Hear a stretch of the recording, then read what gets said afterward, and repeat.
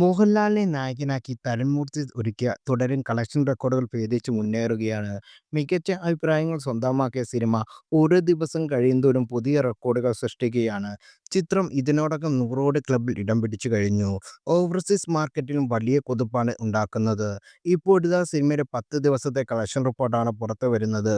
കളക്ഷനിൽ മുന്നേറ്റമുണ്ടാക്കി കുതിക്കുന്ന തുടരും 10 ദിവസം കൊണ്ട് കേരളത്തിൽ നിന്ന് മാത്രം നേടിയത് 66.10 കോടിയാണ്. തമിഴ്, തെലുങ്ക് പ്രേക്ഷകരിൽ നിന്ന് സിനിമയ്ക്ക് വലിയ സ്വീകാര്യത ലഭിക്കുന്നുണ്ട്.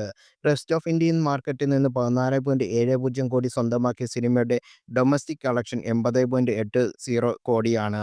North America, Australia, GCC market, Europe തുടങ്ങിയ വിദേശ രാജ്യങ്ങൾ തുടരും കളക്ഷനിൽ മുന്നിലാണ്.